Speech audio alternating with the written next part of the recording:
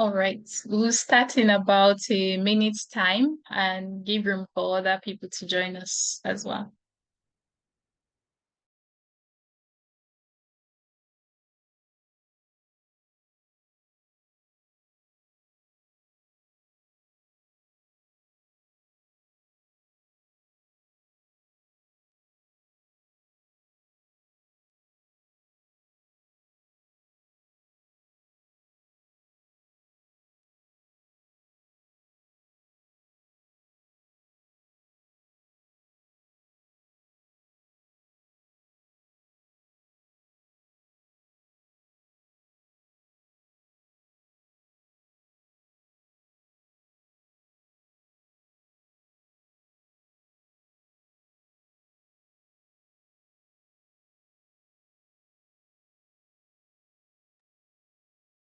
All right, it's 4 p.m. and it's time. Welcome once again, everybody. Thank you so much for joining us. I think this is the first event that we will be having to connect our alumni members with some of our current volunteers or even younger volunteers. And thank you to everyone who have shown interest to be a part of this. Our goal for this event is for it to be interactive. We want to create the opportunity for us to meet each other, to update each other on what is happening in our lives. Some of us might be in the same country, in the same city, even. We might be working in similar field or profession or share similar interests. We hope that this networking event will facilitate meaningful connection amongst ourselves. The goal is not to create a class that some people have achieved a lot and some have not maybe achieved so much, but rather to inspire one another. We all have unique experiences. We want it to be interactive, for us to share what we've been doing. Please don't hold back. Think about it as an opportunity to motivate somebody else, to encourage somebody else, and also to celebrate yourself too. We also hope that this event will help us to strengthen our sense of belonging as a community. We all share one common goal. We want to be better individuals. We want to improve our continent, our country. So this is why we're here. And today our moderator is Inu, which you can see a beautiful picture on my screen.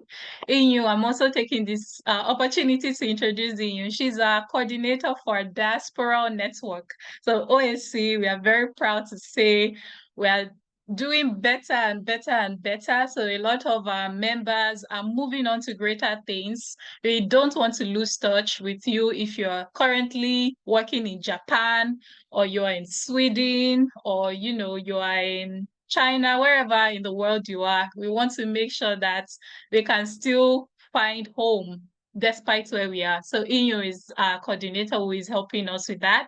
And she will be moderating the session for today. So now I'm going to hand it quickly over to Inyo to take the floor.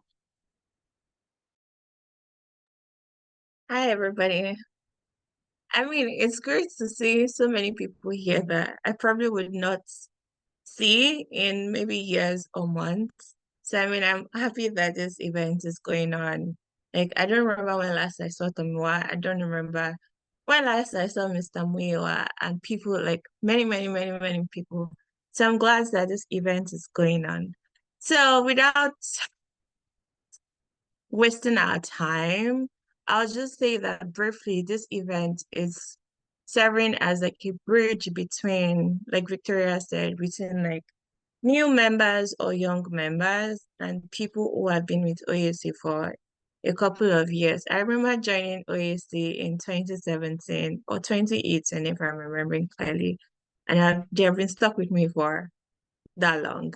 So briefly, I'm going to introduce some of the people who have been with OAC for a while and who will be the ones running like a breakout session. So first on the list is Cindy. Cindy is a product designer, and we also have Daniel. Daniel is my friend. So I'm going to give him a very petty introduction. But anyway, Daniel is a graduate student at the University of Pittsburgh, and I earned bragging rights by going for his wedding. So Daniel, you have to respect me more. So we also have Oyinda. Oyinda is a graduate student also in the US. I don't remember when last I saw Oyinda. Next on the list is, I think the slide is slow. Okay, next on the list is me. We are stuck with for the next 1 hour, 30 minutes. And I'm a graduate student here also in the US. We also have Pascal, who is a student at the University of Notre Dame. And we have Abib Kolade, who is an innovation manager. Then we have, slightly slow.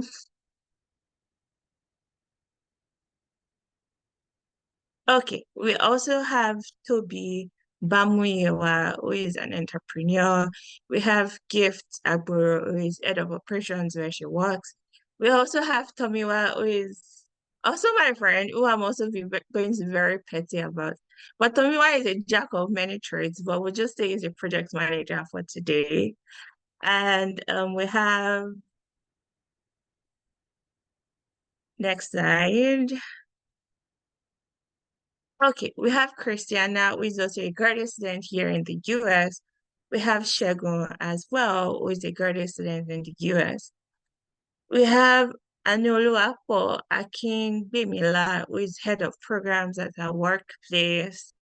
And then we have the final set of people. We have Damilare Ade Nola, who is a senior financial analyst. We have Chinyere Ibikunle, who is a doctoral student, and Uju Silva, who is a consultant for the UN. So, basically, I'll just give a quick rundown of how this will go. We'll have the icebreaker, then we'll also have breakout sessions to discuss like the respective themes. We have three main groups. We have the career pathways, true volunteering, we have power of allyship and community, and we have resilience and well-being. So we are going to be put in breakout rooms by Victoria to discuss with people who have gone through these different phases. But before we go into the breakout room, I would love if everybody shares where they are right now and what is one thing that once you say, okay, I am in traffic that has been going for say 20 minutes, everybody knows you're in Lagos. So I want to know what that specific thing is that is attached to where you're living. So I'm going to call people randomly if nobody talks. So let's see who volunteers first. And if nobody volunteers, I'll call people randomly. I could go first. Hi Okay. everyone. My name is Olatomiwa Olishesi, and this week, Mikra drivers have stressed my life. I'm not sure how to best explain it more than that, but I'm Of super course, you're excited in to be Ibadan. here. Of course, you're definitely in Ibadan. Who else is willing to share where they are and what is very specific to where they are?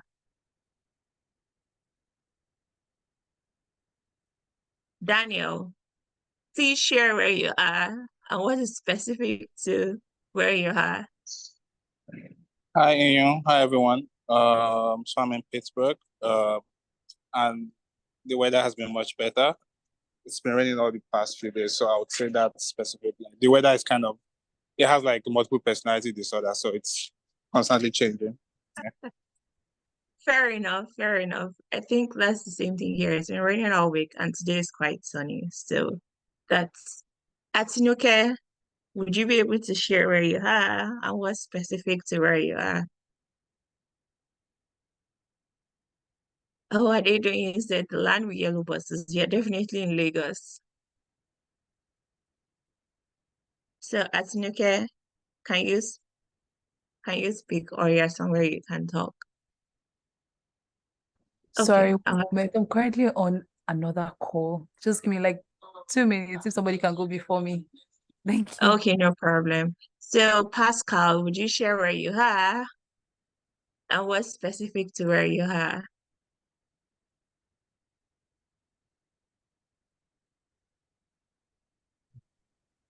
So what's specific to I am? I guess books, students, academic book. Okay, that is difficult to piece out. There are many places I can think about with that description. Okay, let's see, maybe two more people. Oyinda, where are you? What is specific to where you are?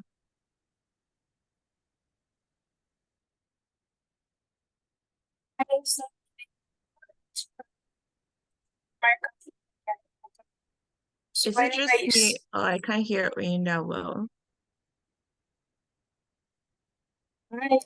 Hello. Okay, now I can hear you. Right. So I said I'm in a college town, and the people in this place, they carry college football, American football on their head like gala because they're very good. They have a very good football program. So anywhere you go, you hear "Go Dogs." So I'm in Athens, Georgia, and our football team won like back-to-back championships over I think 2020 and 2021. And their coach, the football coach, is the highest paid employee in the school. He's even paid more than the president of the college. He earns about, I think, 12 million per year. So I'm in Athens, Georgia.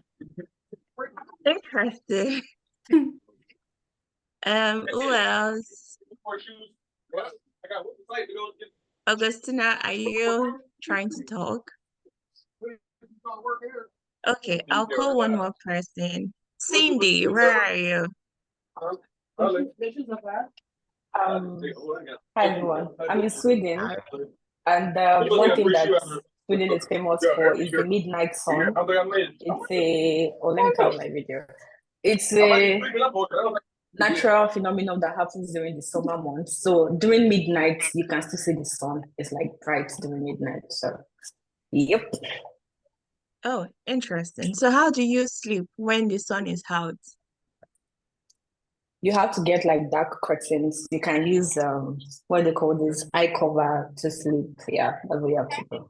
Yeah. Oh, I don't know if you want to try to take that. Victoria, could you please mute Augustina's phone? No, they're right. No, it's not. Did you go out? It's quite distracting. Okay, thank you very much. So, before we move into the breakout room, I guess our alumni will be able to share, say one thing, where have they been in the last 2 years? What have they been up to? And before we then move straight into the breakout room and go in depth into the meat of today's food. So let me see who is first on my screen. Habib, would you want to go first to share where you have been and what you have been up to in just 1 minute? It was quite distracting seeing my face splashed all over the screen. I was like, okay, what's going on here? My name is Habib. It's nice to see Pascal's face. It's quite gone. Nice cap too. I'm Habib. I currently work at the Global Schools Forum as an innovation manager. We basically fund education organizations across the world, trying to scale education innovations in low-income communities. So I basically support with funding and skill strategies for these organizations, and I've been working on that for the past 2 years. That's nice to hear. So next we have Daniel. Daniel, would you want to share? No, I'm not even asking you. Daniel, please share where you have been in the last 2 years And please, Hi if everyone, possible, sorry, could you turn hear on me? your camera.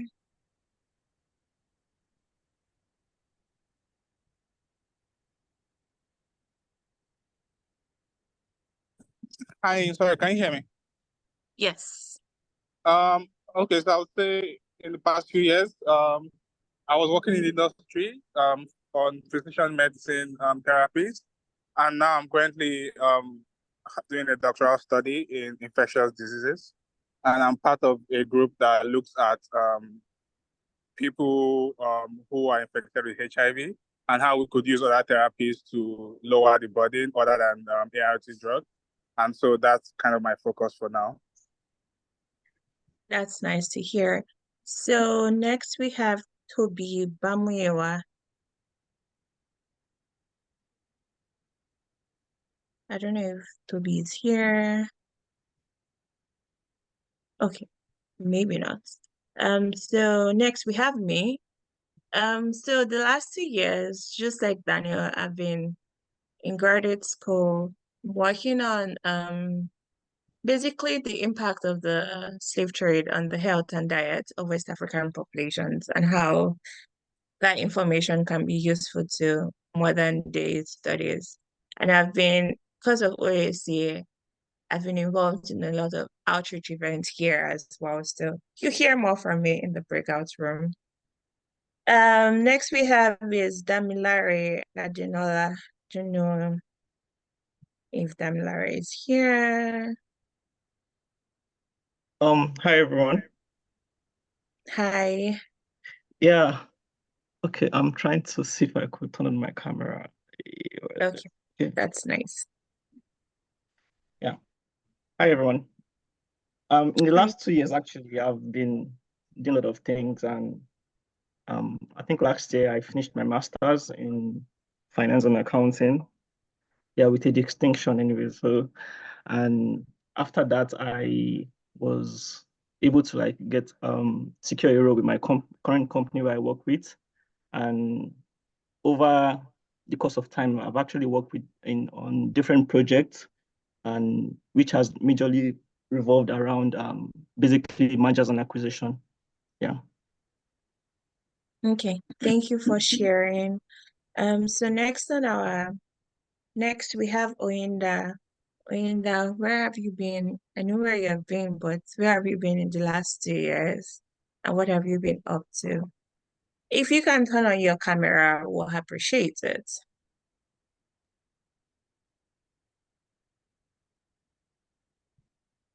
Oh, okay.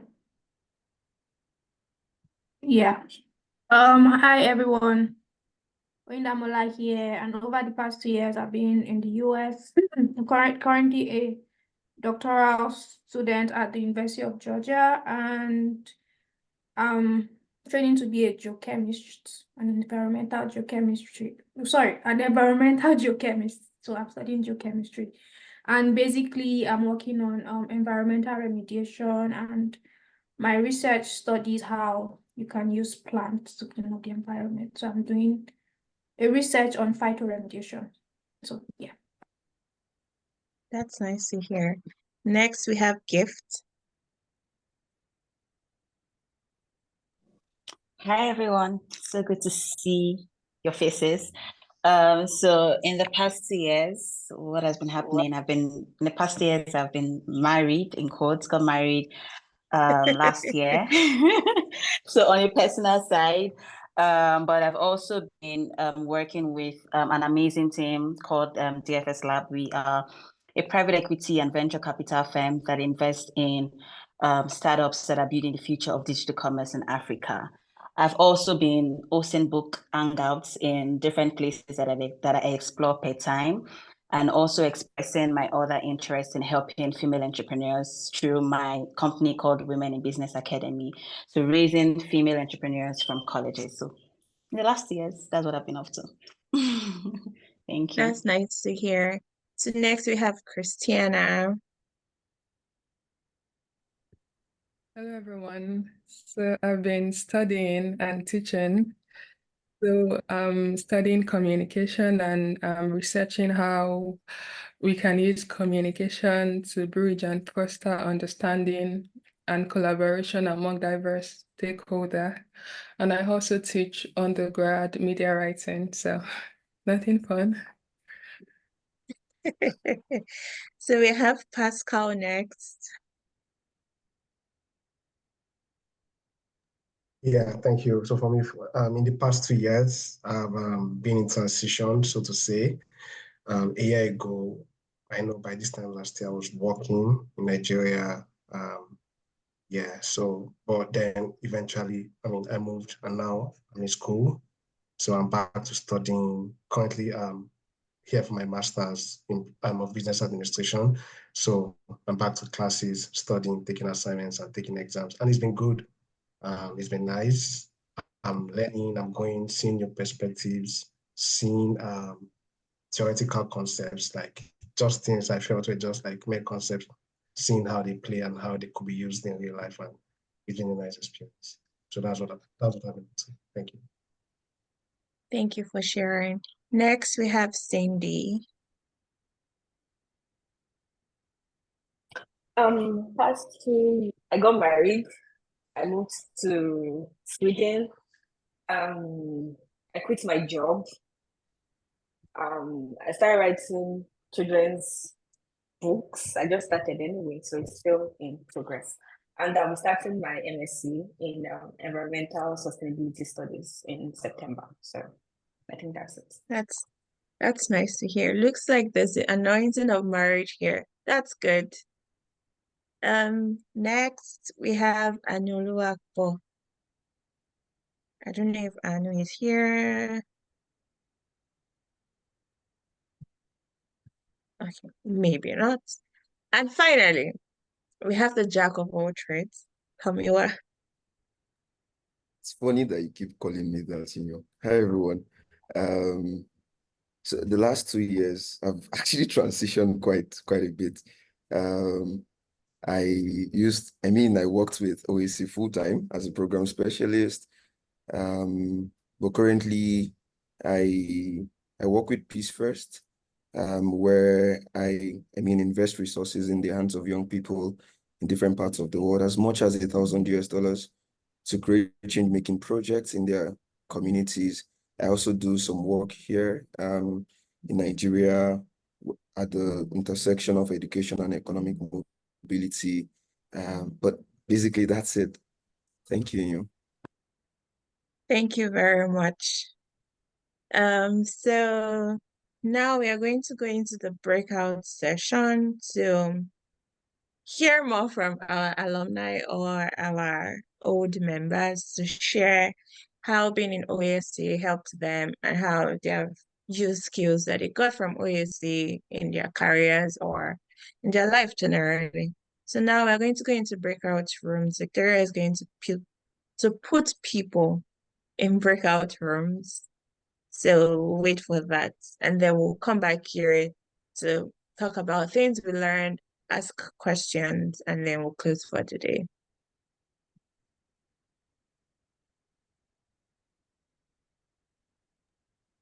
Thank you, Inu. I will open the breakout rooms now. Please let it be interactive. Let's share our experience and also let's ask questions. Thank you.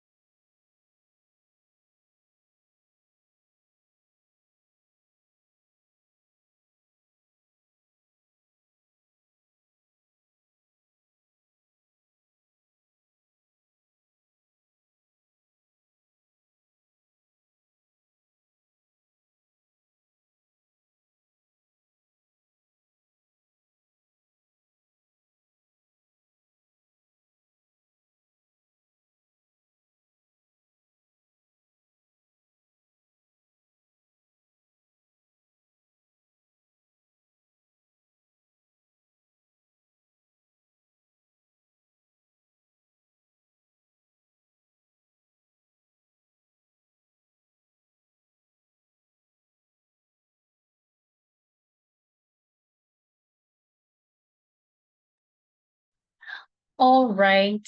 Um, I think this is the resilience group, the resilience and well-being working group.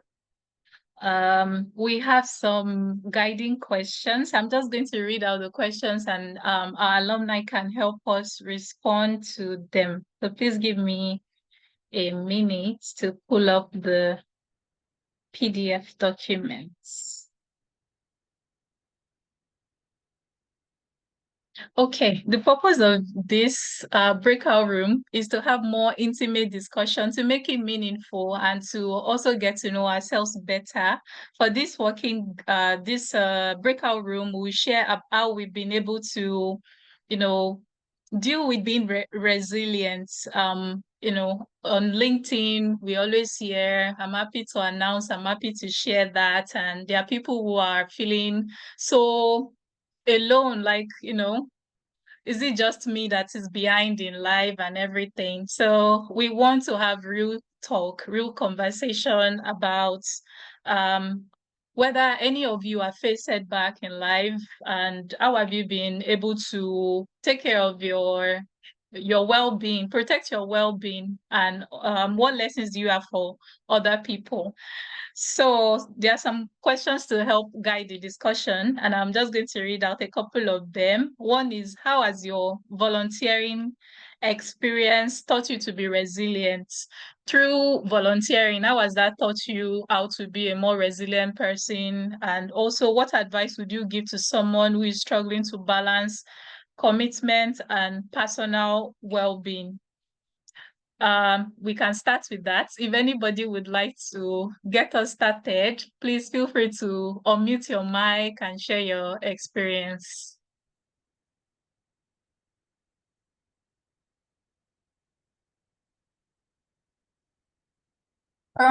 Okay, thank you very much, Victoria and the team, for putting this together. So for me, I would say how volunteering has taught me to to be resilient, right? So there's a point at which, like, of course, volunteering experiences you have or you've had, there's a way it stretches you, like the things you faced to maybe even get to. Okay, so let's start from, so when we were in UI and we started volunteering with OAC and the amount of things we've had to face. Was it the issues of, oh, you're trying to raise funds, or you're going into a community and you're trying to help them, but then there's a pushback from even the community you're trying to maybe create change or create an impact with, right? So the experiences you've had, is, like I said, there's a way it stretches you and makes you more resilient. So when you're now in the real world, of course, volunteering is a real world. So when you are in your own personal space or thinking about your career advancement, when you even, so I just want to say, when everybody here gets rejections, right? So even the people you see on LinkedIn that are happy to announce whatever it is, they would not come and tell you when they do not get things, right? They just, there are some people that maybe share experiences of their rejections, but the norm on LinkedIn is most of the time to share all your success stories. And there are a lot of success stories you even see on LinkedIn that are padded. Some people just know how to tell their stories well, or you see, I'm sure a lot of us have experienced it, and you know somebody that did something, and when they come on LinkedIn to announce it, you'll be like, this thing this person is saying, it's not as glamorous and big as this person is putting it out to be, right? But then you are now probably in your own corner and now thinking down about yourself, or maybe because you don't know how to write words very well. Of course, there are people achieving things. Don't get me wrong, but I'm just saying it that a lot of people just like blowing their horns and saying things as they are not. So, like I said, during the period of volunteering, it's a time that it stretches you and it makes you more resilient. And one thing every one of us just have to know is that everybody gets rejections. Everybody gets rejections. But then just look at the rejections or the so-called setbacks as a building block, right? And everybody's just trying their best. And one thing I believe is that the more you work hard at your goals, the more you become lucky, right? The more you try, the higher your chances of success. The more you go back and make sure, I failed 99 times. Is it Thomas Edison, the light bulb person? He failed that many times. So the more you fail, the closer you are to succeeding. So yeah.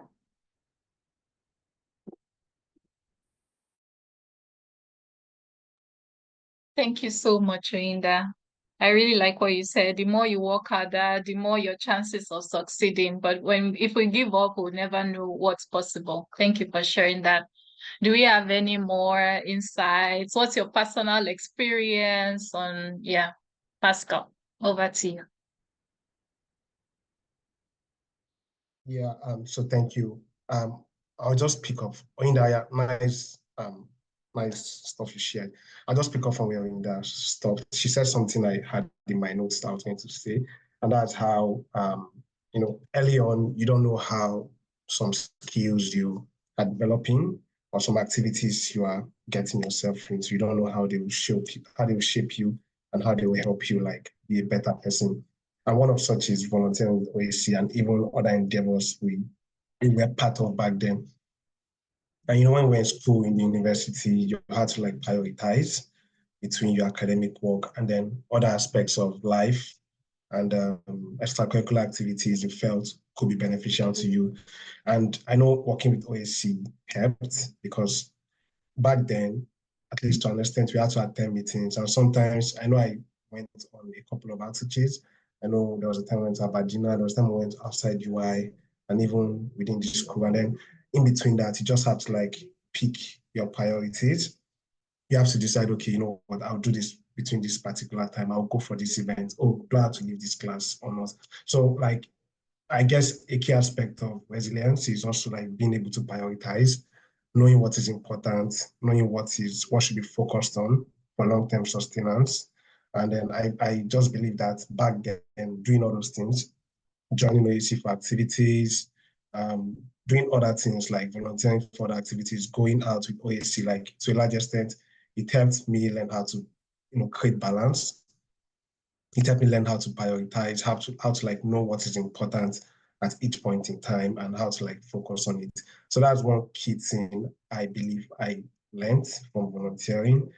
And I know it helps me a lot even till now, creating that balance and prioritizing what needs to be prioritized at every point in time. Thank you.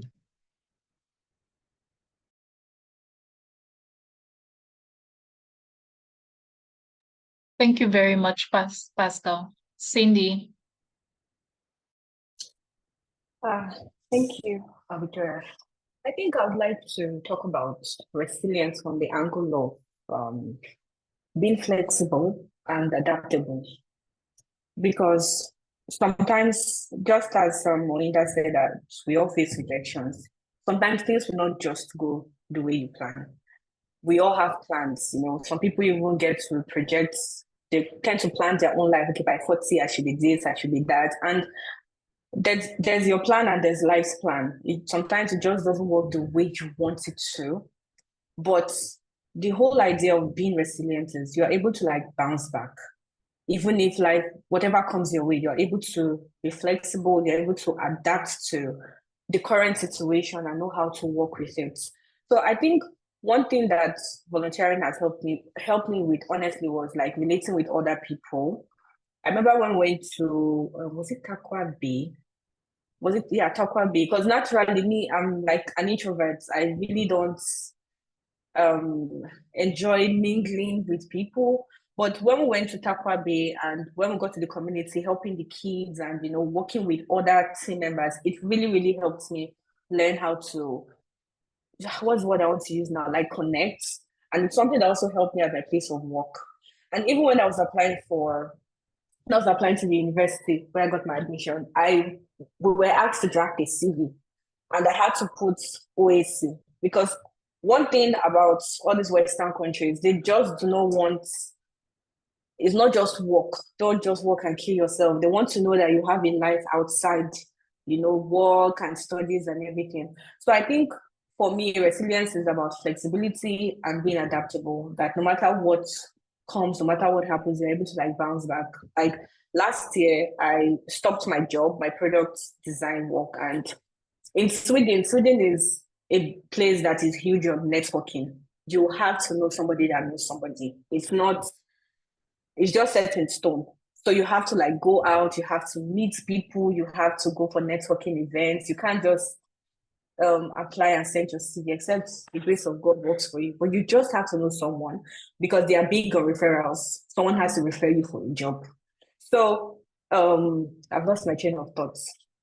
Let me retrace. Okay, so coming to Sweden. So that's another thing about resilience, like flexibility. Coming here, it's not like Nigeria that you just apply for a job and maybe they call you back. If you don't really know someone working in that company, it's not going to work. So I thought to myself that, is this how somebody is just going to like stay without a job or something? Okay, what else can I do? I enjoy writing books. And then I said, okay, I can start writing children's books. I'm not going to say, oh, if it's not product design, it's nothing. So I think that's the angle of flexibility and adaptability that I wanted to talk about. Thank you. Thank you, Cindy. Tomiwa. Yeah, thank you very much. I think it's from the third question. I just wanted to talk like quickly about avoiding comparisons, especially when it comes to, you know, maintaining well-being while pursuing, I mean, multiple goals. One thing that OAC made me realize is that life is in seasons, life is in phases. And so when we fail to realize that, we start comparing ourselves with other people, and which makes us very, very unwise. It makes us, you know, it makes us get anxious about whatever stage that we are in, you know, and one might say that it's possible to build resilience out of, you know, comparing yourself with other people, you know, but when it's like gets to that, like the borderline of being unhealthy, then you'll be doing yourself more harm than good, right? So it's very important to understand that as much as, you know, we see people around, you know, just has been shared on LinkedIn, you know, in different places, talk about how they got a job, how they got a scholarship, how they got, you know, this proposal approved, how they got all of these things. And then we begin to ask ourselves certain questions around, when will my own big breakthrough come? When will I also be able to share, you know, amongst other people, forgetting that we can't run our races on the timeline of other people, right? So when we recognize the fact that, you know, we are all like in different seasons of our lives, you know, some are like in their harvest time, some are in the planting season, some have to be weeding right now, some just have to sit down and wait for, you know, their fruits to begin to get ripe. And so when we recognize, you know, that we're in different seasons of our lives, it makes whatever goal that we are pursuing, it makes it, you know, easier to pursue, you know, and still stay sane and still stay, you know, okay, regardless of whatever it is that we are going through. Thank you. Thank you very much, Tomiwa. I think that is Ryla. Thank you, Victoria. I just love the discussion here. And in Africa, we have the same problems. Cindy was saying that you have to know somebody for you to get even a job. And that is the problem over here in Kenya. And the problem with us youth today is that we want to compare ourselves with people. And we all want to look rich. You can't go back down and start from scratch. And I remember some time back when I was volunteering around 3-4 years ago, somebody told us, you know, we went to help them. And then they were telling us it was a peace project that, you know what, you have no work to do. That's why you guys are here. But again, we went to help them. And that's why we left everything that we were doing to help them. So what kept us going was the people that we support. Today, what also keeps me going is the little that I've achieved. So that is how I build my resilience. I celebrate the small success and also learn from the mistakes. So let us celebrate our small success. Let us not compare ourselves with other people. That I want to be like this person. And this person has applied for a scholarship and he or she has gotten it. Why not me? No. let us run in our own lines. In a race, you just have to keep your line. Maybe in your line, there is a gold over there and you're going to win that race. It doesn't matter who wins first, but who gets the biggest, that is you. So that is how I build and how I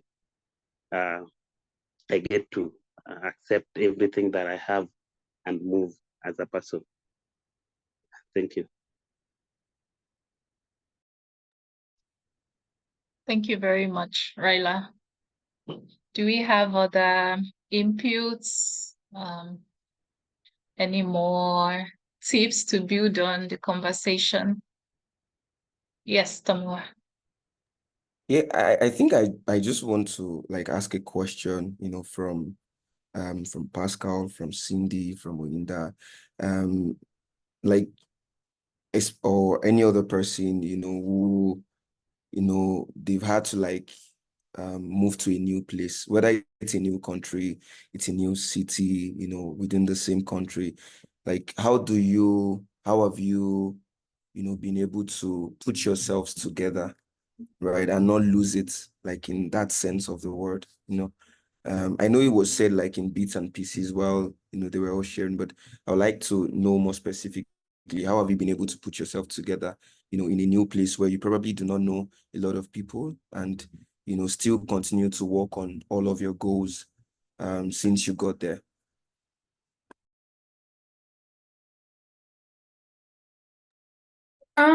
Okay, for me, so I would say that something that has really helped me, because here in UGA we have a thriving African community. Like there are so many Nigerians here in UGA. I remember when I was coming here, and how I was crying at the airport. Me, my mom, my brother. I don't even know what happened. We are fine, right? And the next thing, I was about going to where you go on board, and my dad saw a woman praying for a child. And my dad was like, "Oh, this woman is praying for a child." That's how my mom too just started praying for me. And before we knew it, everybody started crying. I said, what is happening? I got to the waiting lounge. A friend of mine called me too. She was on her way home from work because my flight was at night. She was also crying inside Danfo. I was like, oh my God, what is happening? Why is everybody crying? I got to the plane, I was crying. When I even landed and got to my friend's place, I was still crying, right? Like, I mean, it was a very huge shift. But something that helped me was, like, in my school, I had a friend that we did our masters together. Who's also in this school. So it was kind of helpful to have a familiar face, right? And even other Africans, other Nigerians. So it's like a sense of community, right? And I would also say it helps being resilient, right? You putting your eyes on the goal, so you know why you came to where you are going to. You have goals that you're after. So I like talking about my journey a lot, because when I was applying to grad school, and the whole steps, and they're like, oh, you have to send cold emails. I saw Shege when I was applying to school, right? The number of professors I contacted were not less than 100. I kept sending emails and emails. So I think the fact that I was able to grow through that journey, so that built me, right? Because I knew what I went through for me to be here, right? So when you are now here and you just think back, okay, you know what you've done to get to this point. And maybe when things are tough, you know that, okay, if I was able to cross this hurdle, if I was able to cross this bridge and get to this point, this is the journey. This is not the final destination, right? I know what I have done to get to this point. So it means if I was able to cross that hurdle to get to this point, it means whatever I need to do to also cross this current hurdle, I'm more than capable to get. So it's like you are checking inside your resilience bank, in quotes, like, oh, the resilience I've built over time, the journey I've gone through. I think when you reflect on what you've done to get to where you are, it's like a way to also help you. And like I've said, it's also very important to have people around you, right? People going through the same journey that you can share your experiences with and just support each other. So that's just it.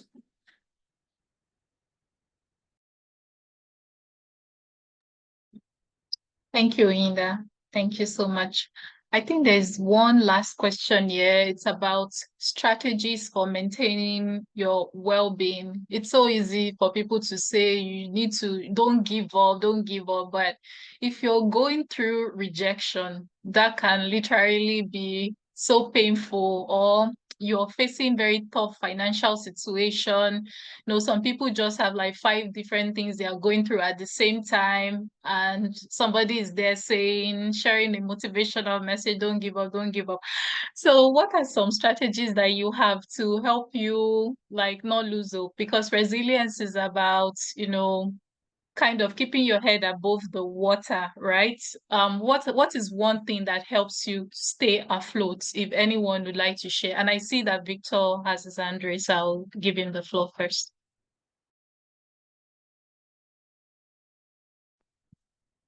Hi guys. My apologies. I'm not going to be able to share my video, but it's evening here in Nigeria, in Lagos. So I'm saying good evening. So, well, speaking of, strategies for maintaining well-being, it came in. I mean, the question came, and I really thought it was something that I could, say a thing or two about. Especially for someone who has had to, pursue multiple goals at one point or the other, right? I think I realized at some point at the latter part of last year that, you can actually just reduce the number of goals temporarily and focus on the few that matter the most to you.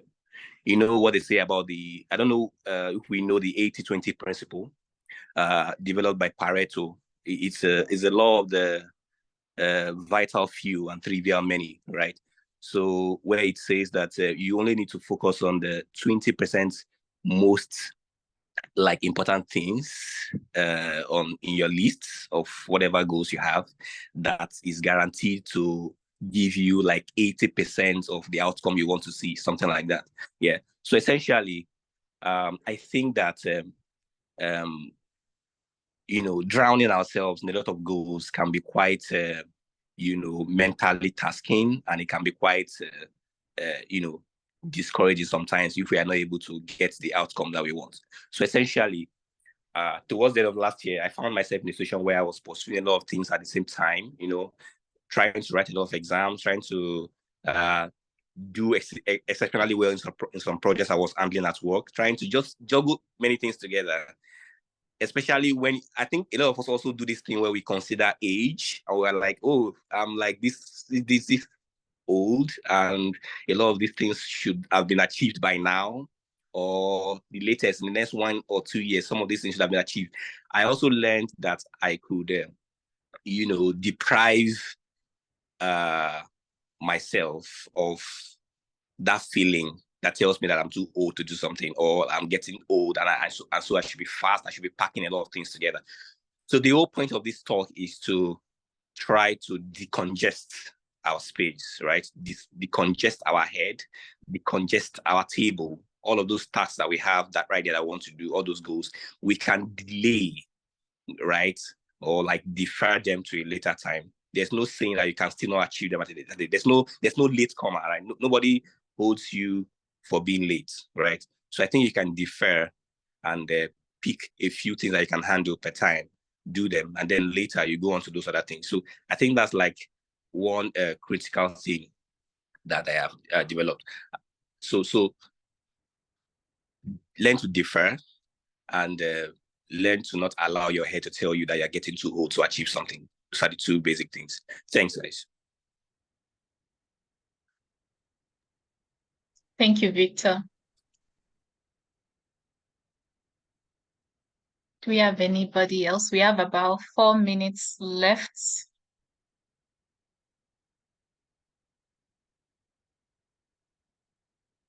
I don't know if Shegun is there, or Toby and Lekon. If you have anything you'd like to contribute so that we can hear from you. Hi, Shegun. Good to see your face. Yeah. I really enjoy what Victor really mentioned, and I think that is really very important to not really overwhelm yourself. I love the idea someone really shared with me recently about the tortoise, and it's the idea of like slow and steady in a way.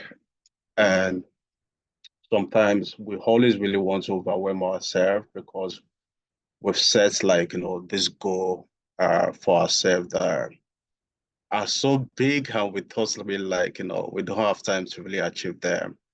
But when we look at things that are really important at the point or probably at the moment, we'll see like we still have much time. I was telling someone my age recently, and she mentioned like, you're so young. I was like, no, I'm not young. In my African context, like, no, I'm not young. But when we look at things that we can still really achieve, we still have that time to achieve everything we want to achieve. And we can still really, create as much value we want to really create and all. Uh, I mean, that really builds a lot of resilience in us. That we still have that time to do everything we want to do. We still have that time to really achieve what we want to achieve. Of course, we should have goals, right? Of course, we should have like, that big dreams, but it's not really about you. You're not competing with anyone. The only person you're competing with is yourself, to really ensure you're really getting better and to really ensure like, you're making impact wherever you find yourself. So when you look at that, it's easier for you to really build resilience. And I have like this idea lately, like, when I shut down, I don't want to look at any emails or, look at any work, just for you to really give yourself that rest. When you look at the mental health or really like health in general of people lately, you see like a lot of people are really dying young. People are not really getting to 100 anymore. And when you look at the value or the factors that really contribute to that, you see like it's more like the mental stress we really, get ourselves into.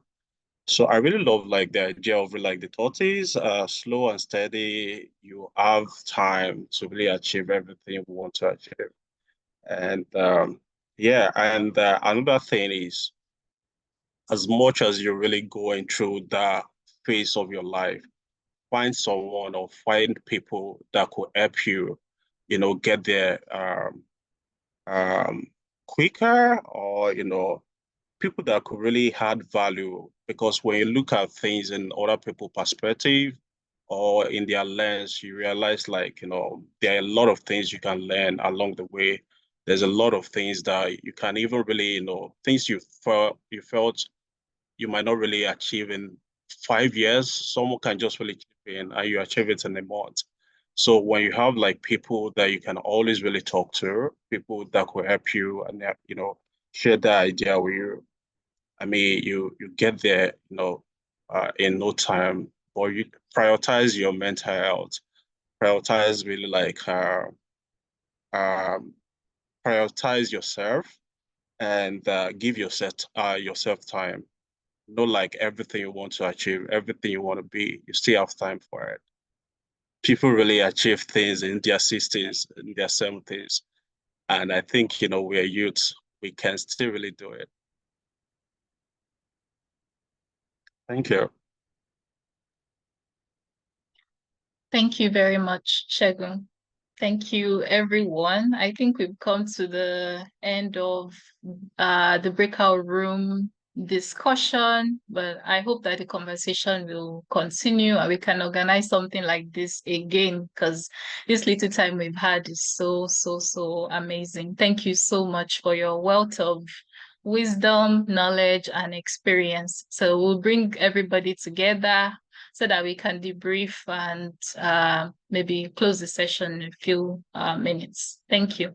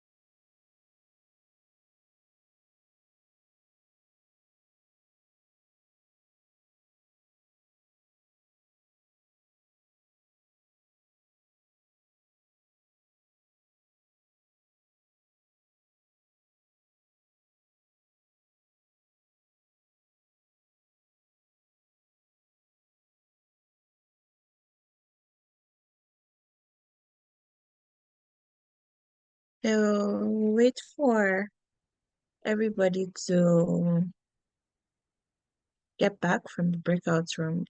Or is everybody back yet? Victoria? Well, I mean, we're kicked out of the breakout rooms, so I believe everybody should be back, should have been kicked out of their breakout rooms. So now we have time for questions, and I know that you probably do not have enough time to ask all the questions you wanted to ask in your breakout room.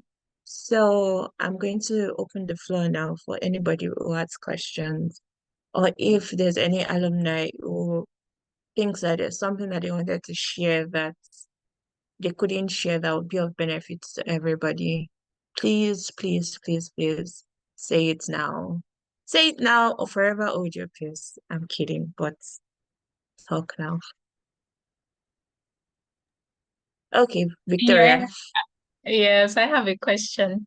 I would like to ask the professionals in the room or those who are in their graduate studies how they were able to highlight their volunteering experience, how they were able to use it either on their resume, CV, or even in a cover letter or during an interview. You know, sometimes when they ask us how many years of working, how many work experience do you have? Some people say, I don't have any work experience, and you've been volunteering, you've done a lot of work. Just because it's not paid does not mean that that's not work experience. So please, our bosses and madams in the house, share how you've been able to use your work experience, whether through volunteering with OAC or even outside of OAC, how you've been able to leverage that in a way. And I see Daniel as his hand raised. Oh, yeah.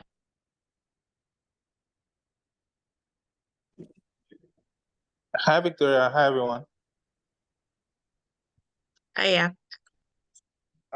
So like what Victoria asked, so I would say usually like when I was having my grad school interviews, I kind of talked about like the whole volunteering, the goal of what we're trying to do. And it was something that most of the faculty who spoke with me kind of found interesting because they were like, oh, you kind of had like this kind of holistic experience whereby you were not just pursuing academia, but you were also like pursuing other things. And so I remember one asking me if I think the skills were transferable, and I remember telling yes, definitely. And I spoke about how like some of those skills I actually utilized them while I was working in the industry before coming to academia.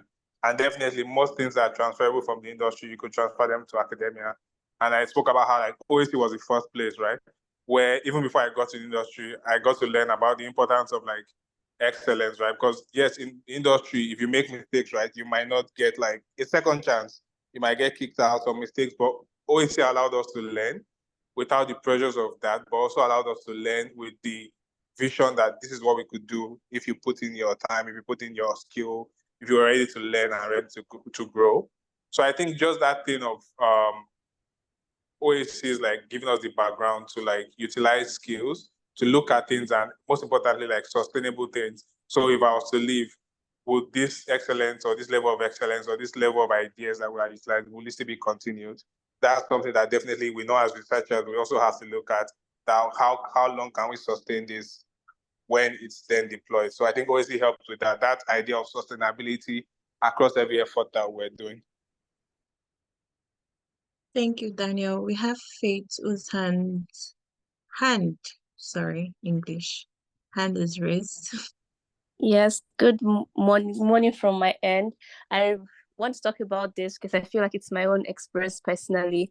So before I left Nigeria, I volunteered with OAC, and while volunteering with OAC, I had my first paid job, which was in project management. And when I got my current job to after grad school as a project manager, it was all the experiences I have except the ones that are paid. They were all volunteering experiences. And like everyone has said, it's how you tell the story and it's how you look at what you're doing. So for example, I remember going to Takwa Bay with Habib and Tino and facilitating the Colibri stuff with those kids, the digital skills. And if you look at it first, you're thinking about the impact, then you're thinking about your own responsibility in relation to the impact. Then you're thinking about, when you think about your responsibility, you're asking yourself questions like, what did I manage? What did I lead?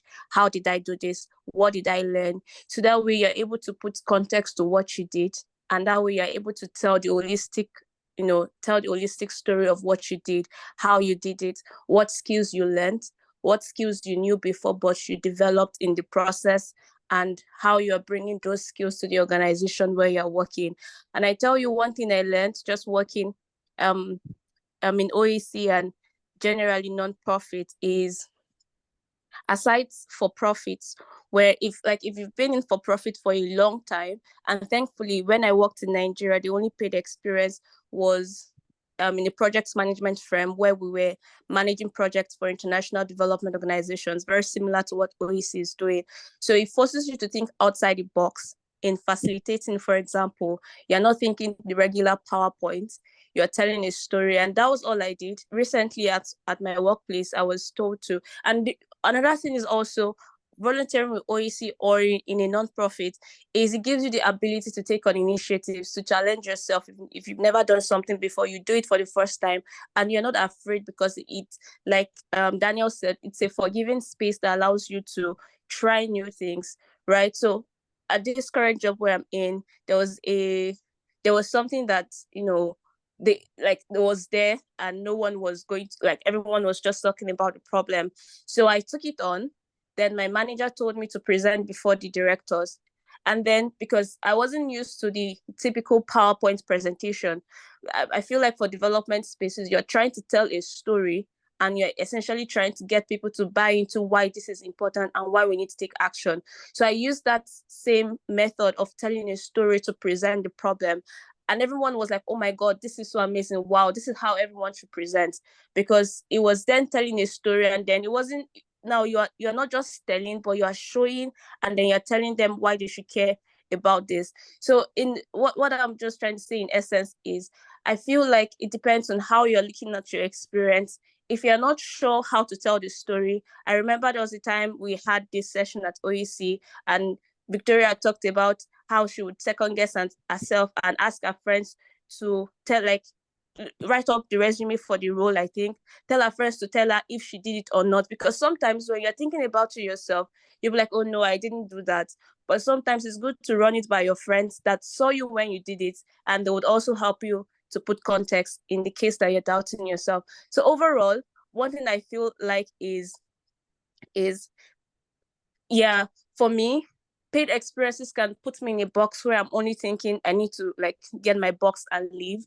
But for nonprofit, if I'm able to connect my reason to why I'm joining, right, with the impact, the impact that the organization wants to make, I find myself going over and beyond, because it's going beyond just the benefit of money, but it's more about passion. And I find that I always want to talk about that in my resumes and every job application.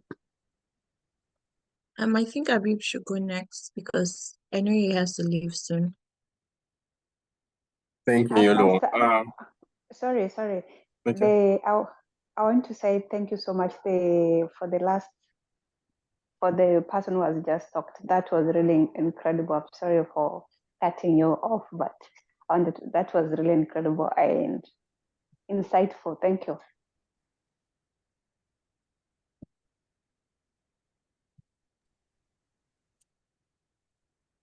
Thank you. Yeah, I think I just want to go back to the highlight of the question, which was how do you present the skills that you have to further grasp to people who are basically just listening, on the other end. So for me, the first thing is, I think if you hold a role in a non-profit, I actually don't think it's necessary to identify that it's a volunteering role, because it's actual work. The nature of the contract is volunteering, but the skills that you're building or the activities for most people, right? Especially, and that's why I say for people who roles. For some people, they don't have any very specific roles aside just being volunteers. Then it makes sense So identify that you're just a volunteer. And when I say just, it doesn't, I'm not trying to undermine that capacity. But if say you are a communications officer for a nonprofit, whether you're paid or not, it's a role. And so you should identify that you should identify it as such in your CV, and you do not necessarily need to mention that that's a volunteering experience unless asked. So I think that's one of the first. So when you see this as an actual role, it makes it easier on yourself to share what you did during the process. So you're not basically just talking about this through the lens of, oh, we impacted this number of people, but you're also talking about it from your contribution in that role in ensuring that the impact that the organization is seeking was delivered. So that builds your portfolio in talking about the work that you've done in the past and subsequently connecting it with the work you want to do in the future. Secondly, as a guide for myself, I generally don't apply for things that I feel are not in line with work that I want to do. The easiest, which makes it a little easier for me to say, to connect my previous experience with my future ambition, right? In the role that I would like to apply to. So in my previous work at OAC, I was director of programs, and we were basically designing programs to help cater to children in low-income communities. So in other programs that other jobs that I applied to that were related to that, I could basically say I have experience working in small communities and catalyzing support for children in low-income communities. This is the experience I gained through that, and this is what I'm hoping to do now with your organization. So it feels like a journey. It's not just an abrupt transition from where you were. Sometimes that needs to happen, but in some other cases where you could build a bridge between where you're coming from to where you're going, it makes it a lot easier for people to connect and magnify the kind of experience that you have, because the truth also is, like, not a lot of people have similar experiences as you have if you are able to talk about them confidently, right?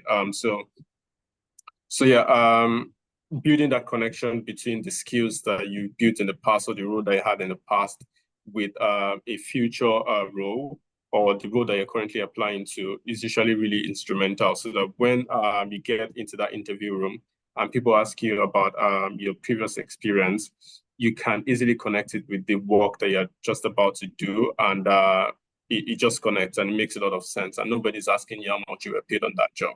So it really doesn't matter. So if you treat your work, and that also brings you back to the to your current volunteering work. If you treat every work that you do as extremely important, right? It's going to be extremely important for you in the future. So if you're volunteering now, always think about the fact that your time is extremely important to you, and whether it's paid for or not, you're not going to get it back. So in whatever role that you are in, try to give your absolute best so that you can get the best value out of it, so that when you are applying for a future role, you can talk about the awesome value that you got through that previous experience and the value that you're going to provide in the new space. So then it starts to matter less the kind of experience that you have or the space where you had that experience, right? It becomes more about the quality work that you've done in the past that you want to continue in the future. So that's generally my own approach to my volunteering. I try to work as hard as possible in any role that I find myself in, whether in a volunteering role or in paid capacity.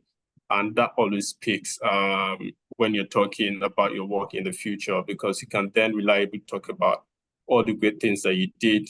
And that's what people want to hear, right? They don't want to hire newbies. They want to hire people who have done it, been there, done that, so that they could lower their risk of hiring. So that's my 2 cents. Thank you very much. I have to go now. Thank you, Habib. It was nice. Thank you very much, Habib. Yeah. So I'll just add on to that briefly. So I'm an anthropologist by training, and I mean, I'm still an anthropologist in school here. And one thing that I know that anthropologists value a lot is interactions with like communities and things like that. And like I said to people in the breakout room, I was that for many undergraduate students, you don't have a lot of research experience because of the way the system is structured. And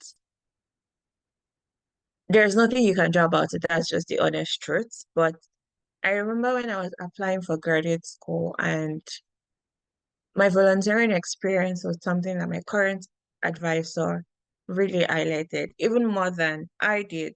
Like during my interview, and they were asking me certain questions, and then she's like, why don't we switch gears to our volunteering experience? Because I stalked that online and I saw that she's done a lot of volunteering, and I'm really impressed. I never knew that that would matter. I never volunteered because I ever thought that, oh, in the future it will count as something. It was just something that I genuinely did. And I applied for a fellowship recently. And one thing one of the reviewers pointed was she's done a lot of volunteering both in the US and back home in Nigeria. I never knew that this would count. And even beyond being an anthropologist, I mean, there are many people whose work involves them having to relate with people like health workers, HR people, whatever your job space is. And volunteering prepares you for that. Like, because you have to deal with co-volunteers who have different backgrounds, different cultural backgrounds. You also have to deal with people who you go out to do outreach with. And that sort of prepares you for that space. And like I also said, I think that most times we underestimate how much impact we have as individuals. Even if the only thing you do, I said this in the last breakout room, is to buy Fanta for volunteering meetings. They're catering for the welfare of volunteers. And if volunteer welfare is bad, the organization can run. So if you're in charge of food, for instance, you can say, oh, you were responsible for catering for the welfare of the volunteers. Or say you were involved, even if it was just a short while, you're involved in the fundraising for, let's say all you got from your own action really was just $10. But you would not say, oh, you were involved in raising $10 for this cause. You would say you were involved in the fundraising activity of $20,000 for the Alamo project. Like there are ways to place emphasis on your little. I'm not saying you should lie, please don't lie, but say the truth, but place more emphasis on it than the way we currently do. I had to learn that it was tough because I'm like, oh, am I lying? And things like that.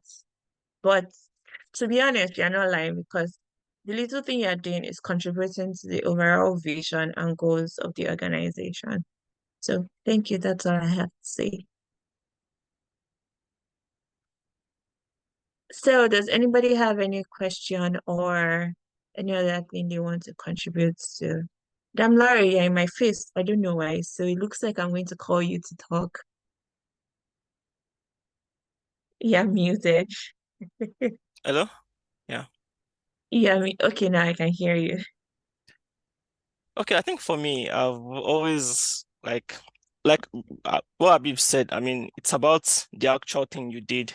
It's not just about you putting it on your CV, and it has actually helped me. I've always on my CV, but it's actually based on the what I actually did. The values I contributed, and yeah, I've attended a lot of job interviews, and sometimes when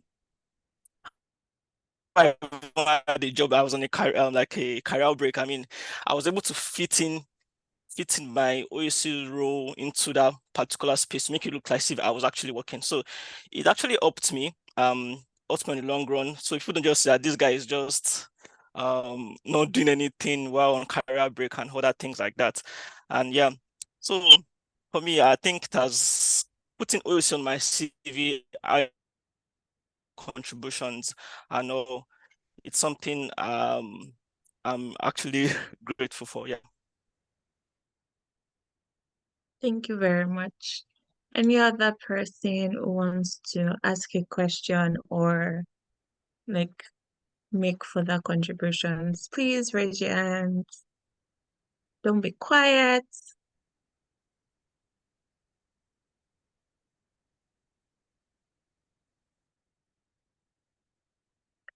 Okay, Cindy.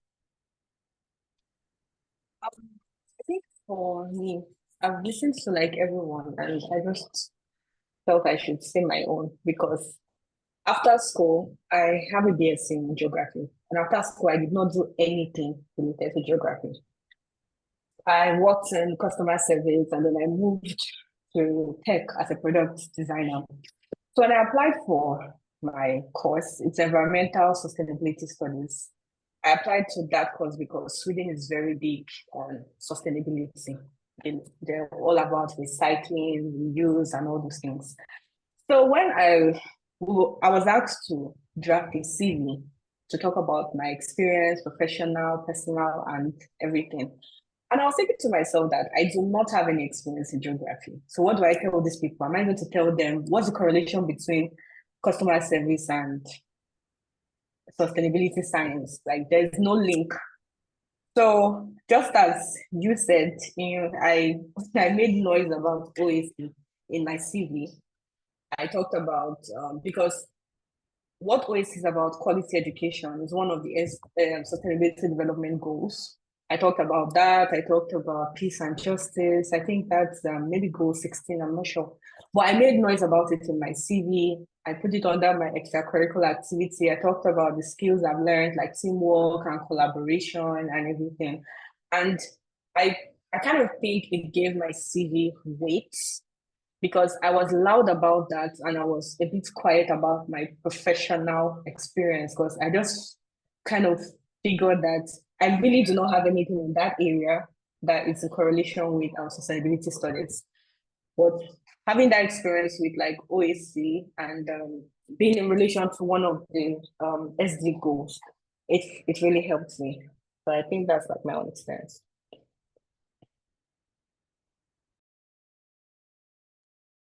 Thank you, Cindy. Is there anybody? We are hearing from people in academia more. Does anybody who has drifted away from academia have anything to contribute? And beyond even graduate school, like in terms of community and things like that, does anybody have anything to say about that? I think, Victoria, I want you to talk. As a founder and with how you have your tentacles in several places, I think it's important for you to talk as well. You, I'm taking notes here. Today is the day for me to learn. I'm always talking. We also want to learn from you. Wow. Well, I think a lot of people have said so much. I just want to make it brief. I just want to emphasize the fact that we all have experience, and our experience is not any more height, is that the correct English word? It's not any more important because we are not in Nigeria, for example. So even when you're in Nigeria, somebody like Habib is working for an international nonprofit. Gift is working for, is it a startup, Gift? I don't know if I'm saying it right, but she's working in the innovation space as well. So when it comes to talking about or sharing experience, I just want to say I want each and every one of us to be proud in owning our experience, whether that is in the professional space or even in our personal space as well, because oftentimes personal and professional are intertwined. So yeah, that's just one thing I wanted to add. And I see Toby as his hand.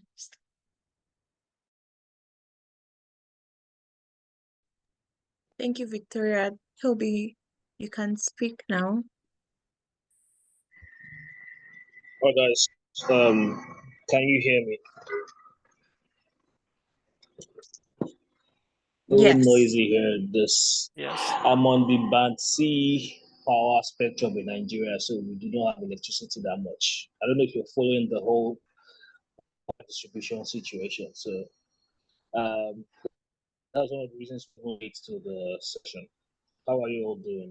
Good evening from me. So yeah, honestly, a lot of us are still in academia, and our journey with OAC still reflects on where we are today in our studies, in our rise in our careers and all that, and it's actually pretty great. One of the things that drove me to joining One African Child was passion for community and to create a change in the standard of education, in the exposure to education, amongst other things. Because our children are really not going to schools, maybe because their parents can afford it, or maybe because they are not just interested in school, they have other interests outside school. So those are one of the things that drove me into joining OAC. Yeah, I'm an entrepreneur, and I too very politically inclined. So when I see the situation of things, it still triggers me how the government is still not interested in making giving priority to education, its funding, its structure and development, all these things. Joining OAC had made me more conscious, has given me the drive to be more involved in knowing the system and the situation of things, especially in the education, and also the what's the word? To be more conscious about my society. In the area where I stay, there's a particular part of my area where destitutes stay selling drugs and dealing in illicit activities. I've taken it upon myself with the experience and knowledge I have to, bring one or two people out of there and try and express my disapproval of what they are doing and maybe find a way to bring them out of that and show them a better way of life. It's not a one-day journey, it's a long trip because these are people that have already turned their backs to living a good life and then found survival in the streets. So it's a little bit difficult. Realize that volunteering is not an easy job. It's something that takes time, efforts, determination, resilience, amongst other things. Joining One African Child is one thing that I do not regret. It had made me more conscious of my society, my country. At the point, I had to join a political party because I believed in their mandate and all that. When I realized that they were interested in education as one of their key points. So these are much more things that I have learned through my journey in One African Child Foundation. Thank you, guys. Thank you very much. I saw Benis and I think she'll probably be the last person to talk. Beni, you have the floor. Thank you. So yes, a lot of things have been said about the benefits that working with one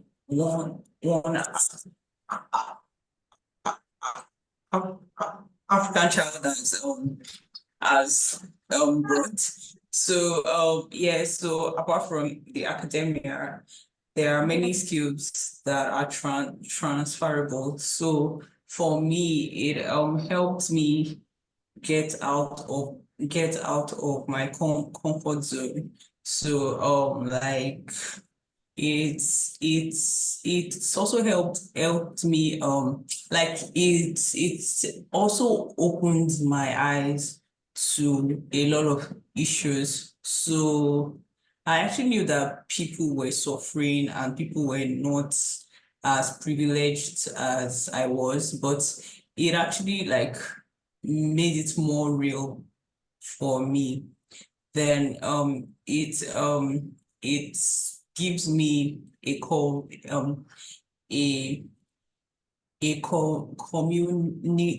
of like-minded persons. So I am interacting with people that care about the same issues that I do. and it's actually quite nice. So yeah, like I actually love volunteering with OAC. Thanks. Thank you all very much for your contribution and your questions and for attending today's event. So I'd like to ask everybody, what aspects of this event do you enjoy the most? Was it the breakout session or just general session where everybody came together? Feedback. And anybody has any last words before we close for today?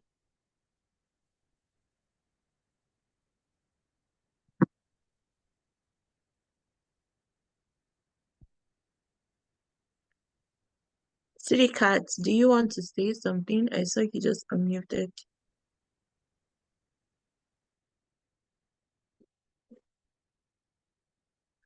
Anybody has anything to say? Okay, since nobody has anything to say, we're going to close 4 minutes earlier than planned, except if anybody has any final question or final advice for anybody. So I'm glad that this event happened because I've not seen many faces. For instance, I've not seen Bami in decades. I don't know how long ago I saw her. I think it's scary. But I Yeah, mean, I've not seen you in like forever. So yeah, I've not seen many people in a long time, and I'm glad that this has happened. So I'm sure that this will happen again sometime in the nearest future. But I believe that I'm speaking for many other people, that people who are in the spaces that you want to be in. I'm sure everybody is open to help. Everybody is open to help with maybe modifying CVs so that you can blow up your contributions and things like that. But it's glad to see everybody was glad at this event. And I don't know if Victoria or Mr. Miwa has any final words for everybody before we close for the day. Thank you so much, Inu. You've done an amazing job as our moderator. Thank you very much. And I just want to say thank you to everyone. This event went above and beyond our expectation. You know, the conversation was very productive, and that's because of the openness that all of you had in sharing your experience. Thank you, thank you, thank you. We want something like this to continue and to continue to get better. So we hope that when we call on you next time, you will be available to support us. Thank you so much for taking our time out of your weekend, which I know is very precious to everyone, to join this event. Thank you. We'll be creating some quote cards from some of the outputs of this event, and we'll be sharing those on our social media platform. So when we do, please support us so that more people can learn from your experience. Thank you everyone once again. Thank you. We're on time now, so everybody have a great weekend. See you soon. Bye. Bye, everyone. Thank you. Bye. Bye. Bye, everyone. Thank Bye, you. everyone. Bye, everyone. Bye, everyone. Bye.